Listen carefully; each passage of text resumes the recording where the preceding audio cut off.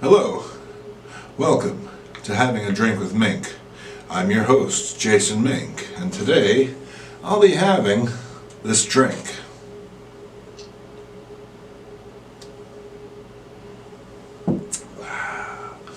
Alright, right off the bat, here we are. We're in the middle of November, creeping up on Thanksgiving. This is, in fact, our special Thanksgiving episode for those of you who are tuning in North America.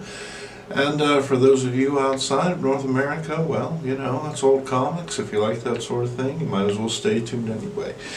Today's episode is specifically about 21 comics that I'm thankful for. But before we get into that, we're going to take a look at some mail. I recently received this piece of mail. And this is from Adam Seagard. I have no idea what this is. At some point or another, I may have corresponded with Adam, may have made plans to get this particular item, but I couldn't tell you what it is at this point in time. It's actually been sitting on a table for a couple weeks, and I've just been waiting for the opportunity to tear into it. Let's see what's in the package, folks.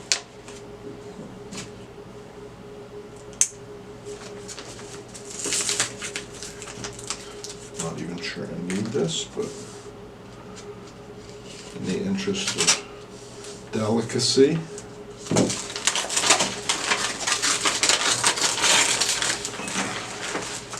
Alright, what's going on here? Jason, I am sending you the Defenders 28. This copy is a true beta-reader key. First and full appearance of Starhawk. Also, one with a skull on it. Crypt of Shadows #3. Alright. Restoring a comic with duct tape is, as the adhesive breaks down, everything is sticky. If you don't need these, please pass them on, Adam. Thanks for all you do to make the world a better place. Well, thank you, Adam. Let's take a look. What's inside? Right there. Come on, y'all. And here we go. Ooh, Crypt of Shadows #3, folks. I don't have this one, and it's pretty good. Pretty creepy. Pretty creepy indeed. And then we have the aforementioned Defenders #28. Fantastic. There he is. Starhawk in all his glory. Check him out one time, won't you? Thank you very much, Adam. I truly appreciate it. It's great to be thought about. Makes it all worthwhile, actually. You know, it really does. You know, we have more than 14,000 members, and it's not easy to stay in contact with people. It's not easy to keep up like a personal back and forth, and that's kind of why I like these videos, is because I'm talking to you specifically, and none of those other guys. Forget those other guys. What we got going on, something special. So like I said, 21 comic books that I am thankful for. Right off the bat, we have Amazing Spider-Man #28. This is a fantastic book. I'm truly thankful for this book. It's one of the only books that remains in from my second collection. My first collection was thrown away by my parents as a result of getting some bad grades in school. This was part of my second collection. Most of my second collection was sold off in the early 2000s, but this book managed to survive. It was actually in one of those big old art books. It was Alberto Vargas art book, and it was right there under the cover. I opened it up, and I was delighted to see that this had managed to hang in there when many of my other books were long gone.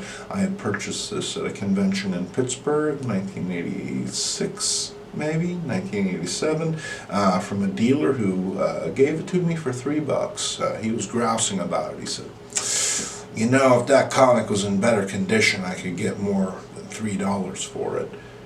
And, you know, at the time I wasn't in a position to pay him more than $3, so it came home with me, and I've had it ever since. And it's actually a keystone of the Old Guys Who Like Old Comics comic collection. Maybe I'll show that to you in a little bit. Maybe we'll do a studio tour. Moving on.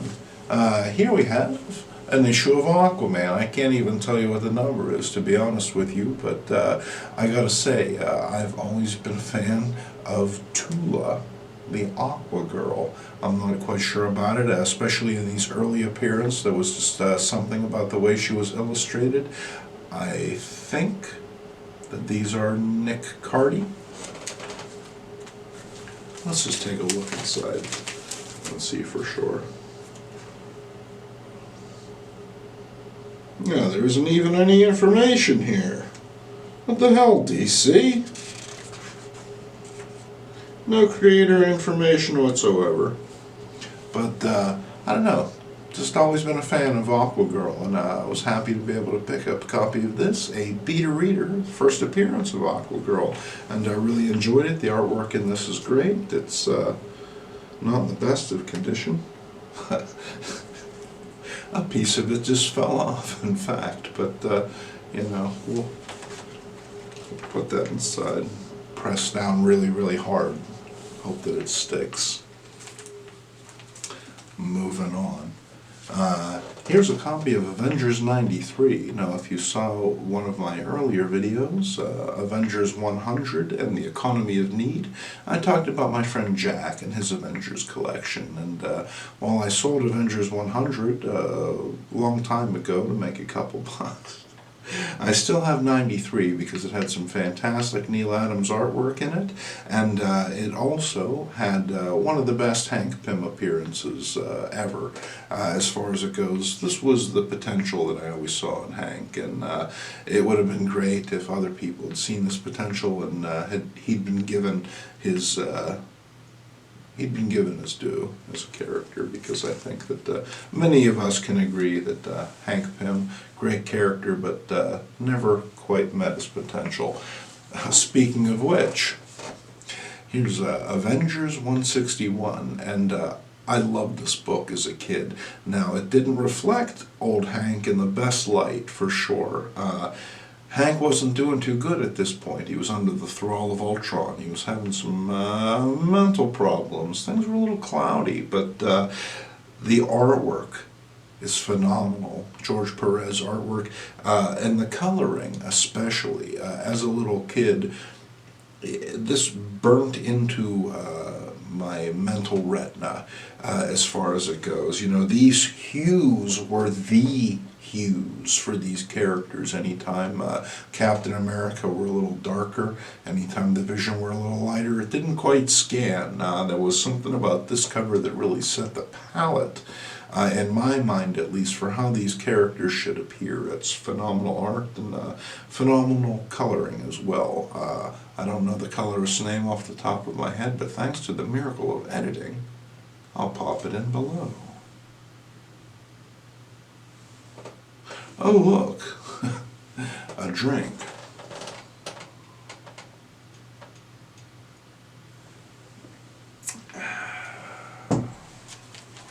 Next up, giant-sized chillers.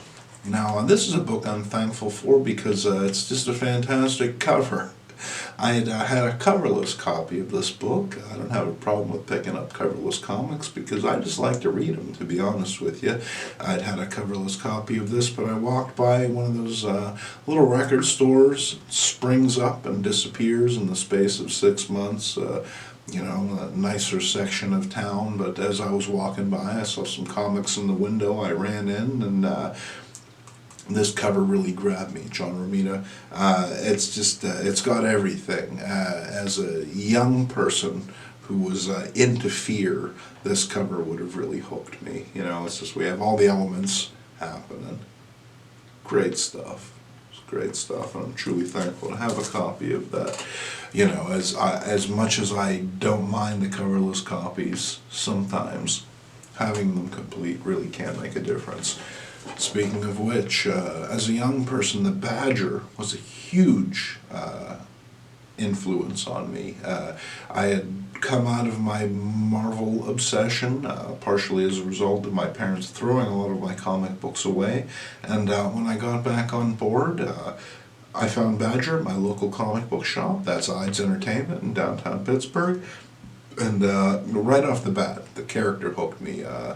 It was irreverent, it was hyper-violent, it was funny as hell, with some phenomenal artwork, just great writing, excellent characterization. I can't say enough about the Badger. Many of you know what I'm talking about, and those of you who don't, maybe hit your dollar bins, because these books can still be found fairly inexpensively. As a beta-reader aficionado, I'm happy to say that this copy of Badger's in great condition. I paid like $1 for it. It pays to dig deep, folks.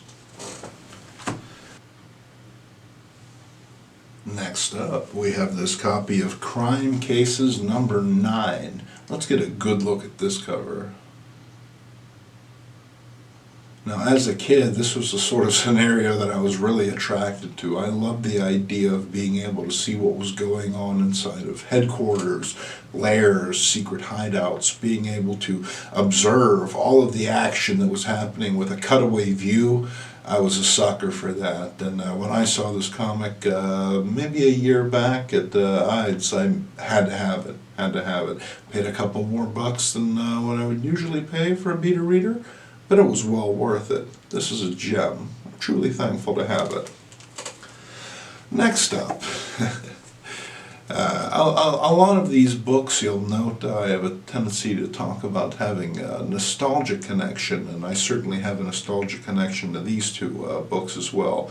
The Death-Crazed Teenage Superheroes by Jim Erskine. I remember when this came out, it was a post-Teenage Mutant Ninja Turtles, right around the time that Concrete it came out, and I was on board with that, and a couple other black and white titles, which I don't really remember so much, but this book really, really hooked me. It was a great combination of action, pathos, and humor, and it was definitely one of the cheaper black and whites. There isn't even really any shading going on in this particular book. It's just all, you know, straight up black and white line work, but it really made an impact on me, and I lost my copies over the years, and my good friend Dave Edwards hooked me up with some nice fresh copies of this book. So if you've never read it, there's only 2 copies, and you can get them fairly inexpensively. Jim Erskine's Death-Crazed Teenage Superheroes is a fun little read, and inspired Mink and Salazar's Storm Owl in some ways as well.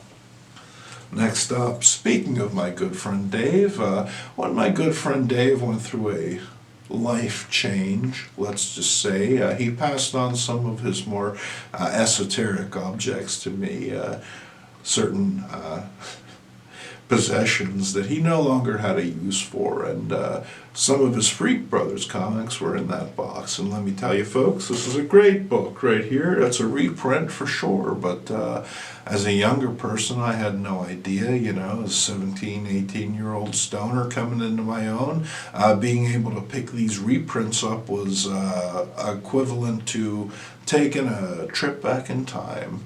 It's like going through a citrus mountain, man. It was really amazing to be able to read these. I'm glad that they kept them in print for as long as they did. I'm really not sure what form they're available in now. My copies range from 75 centers up until like the $2 reprints, but they're all great books, tremendously entertaining. Gilbert Shelton, phenomenal artist, and truly thankful to have this in my collection. Next up, viewers of Old Guys Who Like Old Comics and members of the Facebook group as well are familiar with Dennis Miller. Dennis Miller is not only one of our administrators, but he's my brother as well. 6 years younger than I am. Back in the day, Had to give him had to give him a Christmas present. Was on the spot. Wasn't quite sure what to give the kid. You know, I'd only just started working. I had limited pocket money. Figured I'd hook him up. Gave him a big old stack of Iron Man comic books.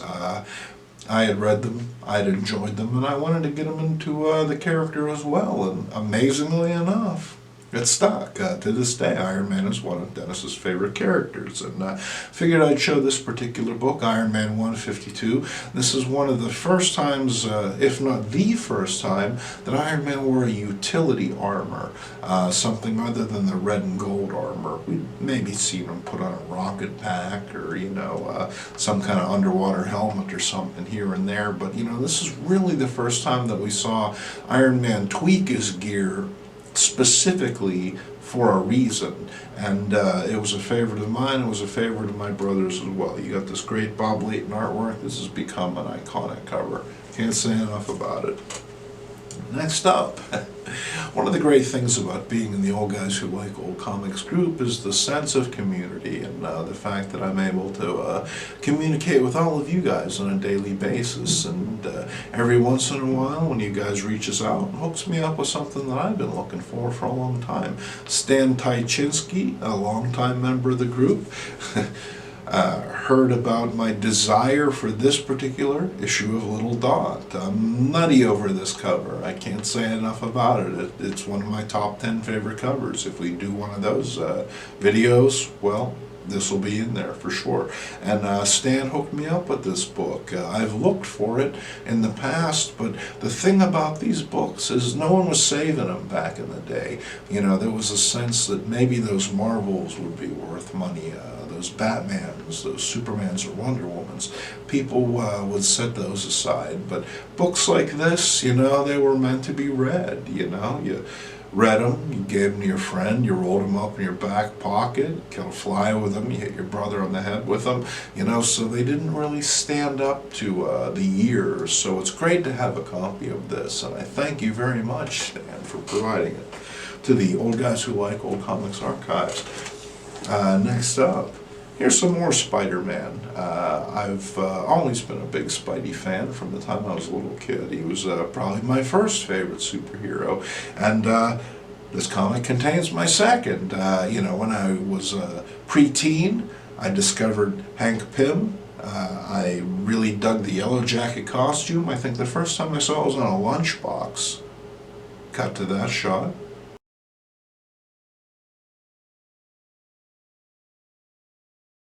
And the aesthetic of the outfit made an impact on me, and then when I had the opportunity to read about him, I thought he was super cool. You know, I'd seen Ant-Man here and there, but Yellow Jacket was contemporary when I was a young person, and so I found him really interesting. And here's Hank, his wife Jan, and Spidey, and a great issue of Marvel Team Up written by Chris Claremont and illustrated by John Byrne.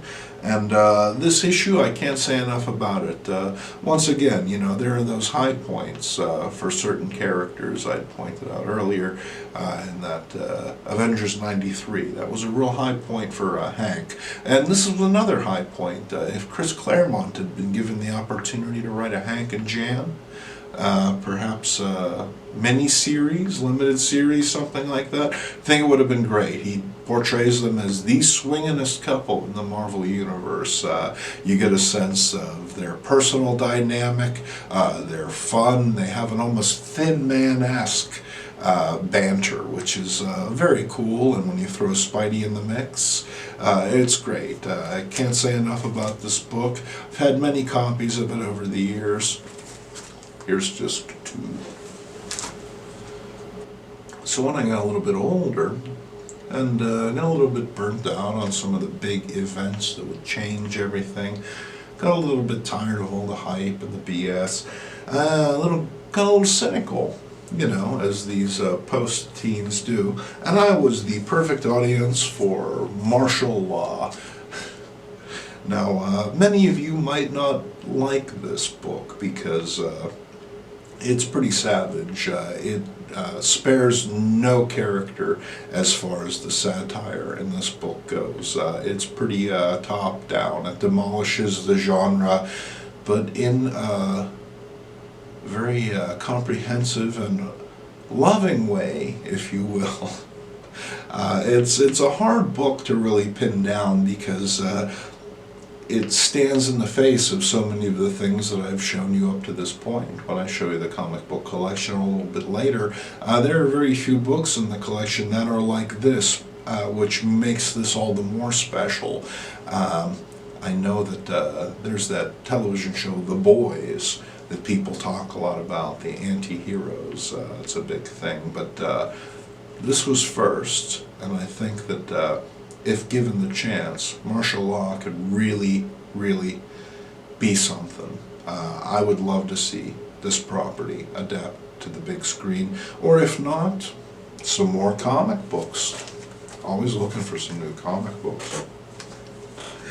Milk and Cheese. Speaking of cynicism, it's a carton of hate and a wedge of spite, folks. You know, in my early 20s, this was a great book. My friend Owen really loved this book, and can't say enough about it. It was the right medicine at the right time, for certain.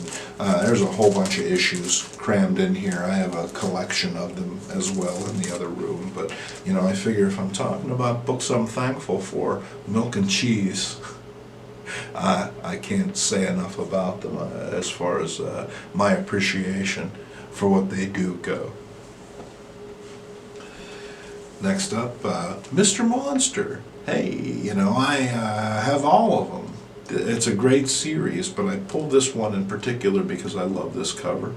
This cover is by Dave Stevens, and it's pretty iconic as far as it goes. All these years later, it really makes an impact to this day. When I show off my Mr. Monsters, this is always the one that I end up pulling out. Next up,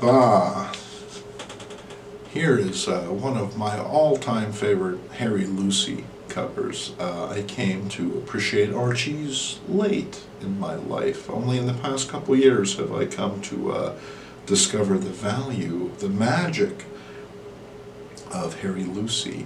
And this cover pretty much has it all as far as it goes. Packing emotion into just a few lines. So much.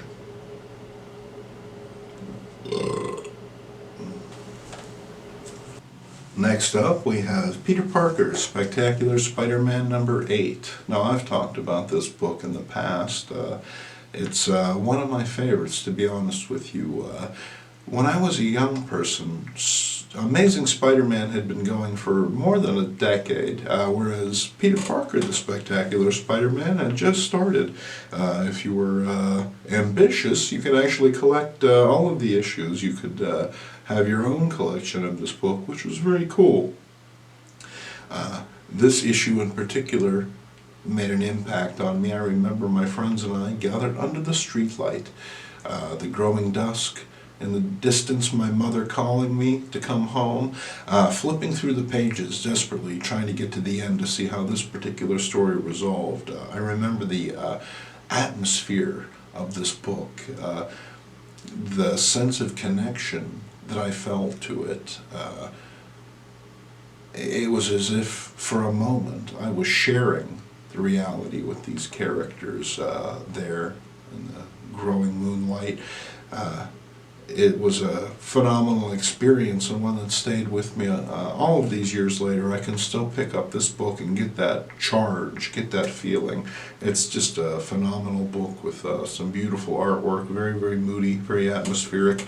Spidey and monsters, that's like the peanut butter and jelly of comics as far as I'm concerned. Speaking of reading comics in the streetlights, this book right here, John Target, man, Stalker number 3. Now, when I was a kid, I ended up with a lot of books, 3 for $1, that were purchased in those bags. You could see what was in the front, you could see what was in the back, but you could never see what that middle book was. Most of the time they were DCs and Marvels in the front, but that middle book could be mysterious. It could be a real stinker. I got one of those 3 for $1 packs. I eagerly read the first 2 issues. I couldn't tell you what they were now. And when I came to that 3rd issue, I thought, what the hell is this? It wasn't a DC, it wasn't a Marvel, it was something called an Atlas comic, and I'd never experienced Atlas comics before. My friends weren't talking about them. Nobody that I knew anything about the title or the company, but started reading this book, waiting for my mother to get off of her shift. We were sitting in like a parking garage or something like that, maybe in a street corner under halide light, and it was dark, and I remember reading this book, and the Howard Nostrand art in this is remarkable, truly remarkable. Nostrand had done a lot of pre-code horror work in the 1950s, and once the code went into effect, he dropped out of comics, and it was actually in the mid-70s that he came back, very briefly, and Manstalker was lucky enough to have 3 issues illustrated by Nostrand, and they're all phenomenal. I can't say enough about this book, and I should do like a beta reader spotlight on it in the near future. My copy was coverless, and I lost it, you know, not too long after, but the story stayed with me. Certain key images were burned into my brain. And maybe, I don't know, 10 years later, I was in a little comic book shop flipping through some quarter bin comics, and I saw this cover, and something told me, pick that book up, look at that book, something about that book. And as soon as I flipped it open to the splash page, I knew that was that comic that I've been looking for all of those years. So I'm truly thankful to have this in my collection. Atlas Comics, Joan Target, Manstalker number 3.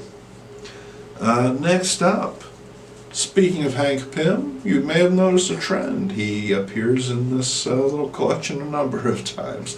This is my earliest appearance by Hank. This was another Pittsburgh comic convention comic. I paid like $3 for this at the time. That was quite a score. But I was always kind of bummed out. You know, it seemed like other characters, you know, they got their asses handed to them with a degree of frequency, but Ant-Man was always kind of losing on his covers. He was always kind of on the receiving end of the stick. And this cover, the day Ant-Man failed. This is like, geez, of all the comic books that I could get featuring, you know, my then favorite hero, here it is. Here's the day he failed. But turns out there's a little more to the story than that, and this is one of those books from my second collection that I've managed to hang on to all these years. Truly thankful to have it to this day. I'm an Atlas aficionado. That issue of Manstalker stirred something in me that has been unquenchable. I have to have them all, and they're a fairly easy run to pick up. The hardest books are the Vicky books. Now these are reprints of Tower Comics' Tippy Teen from the 1960s. Sometimes they feature beautiful Harry Lucy artwork. These have some updated covers, and the interiors have also been altered to have some hipper lingo for the 70s kids. But these are real hard books to find as far as the Atlas books go. This one is the easiest of the Vickies, but real glad to have it in my collection. I'm looking for 2 through 4, and Christmas is coming up.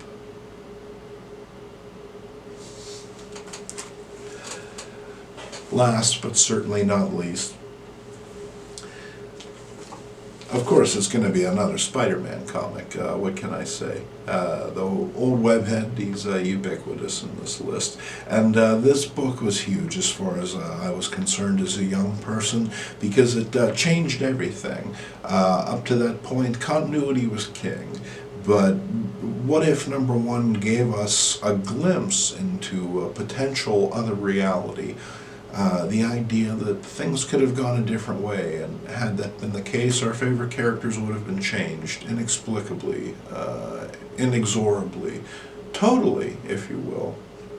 And as cool as some of the other issues were, it's this particular issue right here, issue #1, that's phenomenal. The amount of time, energy, research that must have gone into this particular book to tie it into all of the events of Marvel's early days. This doesn't just name check a few appearances here and there. This story is weaved beautifully into the early Silver Age, and it's just a fantastic book. And this was given to me at the last Michigan Comic Con. I forget the gentleman's name, unfortunately. You meet so many folks, but he hooked me up with this book because he heard me talking about it, and it meant a tremendous amount to me, and I'm very, very pleased to have it in my collection, and I'm very, very pleased to participate in this community of old guys. As far as it goes, as far as things that I'm thankful for, ultimately the most thankful for would be you. The fact that you participate daily in this group, that you show us your collections, that you share your insights, that you tell us your stories. That means a tremendous amount to me. Years ago when I started the group, I figured it would just be a joke group, you know, share a couple funny covers between some friends and yet here we are. So, cheers to you. Thank you, old guys who like old comics community.